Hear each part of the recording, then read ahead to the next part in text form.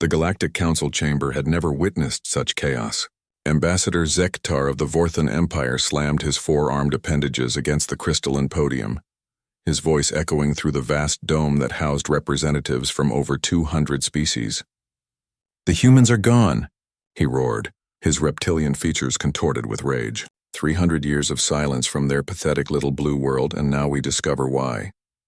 The chamber erupted in a cacophony of alien languages, clicking mandibles and electromagnetic pulses that served as communication for the more exotic species. At the center of it all, the holographic display showed Earth, silent, seemingly lifeless, its orbital stations dark and cold. "They abandoned us," hissed Velnara, the insectoid queen whose hive mind controlled 17 star systems. When the Devourers came, when entire worlds burned, the humans simply vanished. The truth was more complex than any of them realized. Deep beneath the surface of Earth, in reinforced bunkers that stretched for miles underground, 10,000 cryo chambers hummed with quiet efficiency. Each one contained a human volunteer, carefully selected from Earth's population of 8 billion. They were the sleepers, the watchers, the final contingency. Jackson Martinez had been a systems engineer before the long sleep began. 28 years old, brilliant, and utterly dedicated to humanity's survival. He'd volunteered knowing he might never see his old life again. Now, 3 centuries later, his chamber's systems detected the predetermined signals and began the awakening sequence. The first sensation was cold, bitter, bone-deep cold that made his muscles spasm as warmth slowly returned to his body. Then came awareness, the soft hiss of oxygen, the gentle hum of machinery, and finally the voice of the AI. "Good morning, Jackson. Today is July 15th, 2387. Awakening protocols have been initiated. Please remain calm as your body adjusts." 2 chambers over, Lily Chen was experiencing the same resurrection.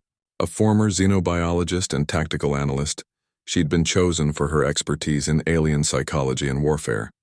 Her dark eyes opened first, immediately sharp and alert despite 3 centuries of sleep. "Status report," she whispered, her voice hoarse but determined. The AI responded to both of them simultaneously. "The Devourers have been contained. The Galactic Council believes humanity extinct. Phase 3 may now commence." Jackson sat up slowly, his enhanced muscle memory already returning. The genetic modifications and cybernetic implants that all sleepers carried were coming online, flooding his system with information. He could feel the vast network connecting him to the other awakening humans, their collective knowledge forming a web of shared consciousness. "How many of us are waking?" Lily asked, stretching muscles that remembered their purpose despite centuries of disuse. "All 10,000 primary units are awakening. Secondary populations in lunar and Martian facilities remain in standby. The fleet is ready." Jackson smiled grimly. While the galaxy had torn itself apart fighting the Devourers, a machine race that consumed entire worlds to fuel their expansion, humanity had been playing the longest game of all. They'd faked their own extinction, hidden their greatest minds in cryosleep, and spent 3 centuries building in secret. The Galactic Council was still arguing when the first human ship appeared. It materialized without warning in the center of their formation, sleek and impossible, its hull seeming to bend light around itself. The assembled fleets, proud warships from a dozen species, suddenly looked primitive by comparison. "Unknown vessel," transmitted Admiral Krokth of the Hegemony. "Identify yourself or be destroyed." The response came in perfect galactic standard, broadcast on all frequencies. "This is Commander Jackson Martinez of the Terran Strategic Fleet.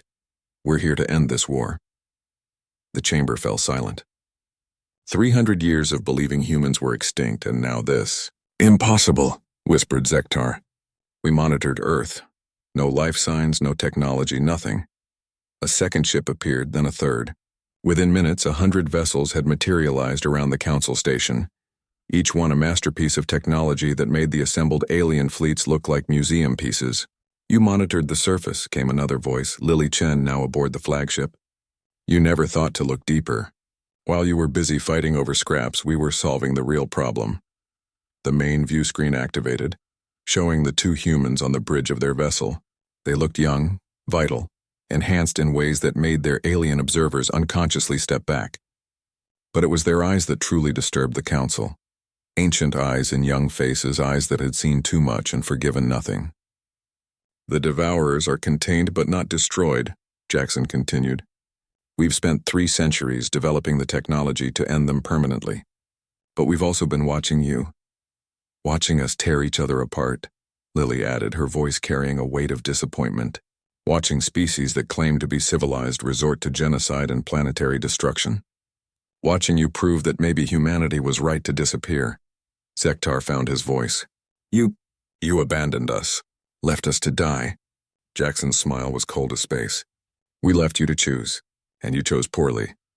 The human ships began to move, not threatening but purposeful. Each one took position around a different council vessel, a silent demonstration of their technological superiority. The war ends now, Lily announced. The Devourers will be eliminated within the week, but the galaxy that emerges from this conflict won't be the same one that entered it. You've had 3 centuries to prove you could govern yourselves. You failed. The implications hung in the space between species, heavy and undeniable. Humanity had returned, but they were no longer the junior members of the galactic community. They were something else entirely, ancient, patient, and utterly ruthless in their dedication to survival. As the human fleet prepared to fulfill their promise and end the Devourer threat forever, the Galactic Council faced a new reality. Their children had returned home, and they were not pleased with what they'd found. The age of human patience was over. The age of human dominance had begun.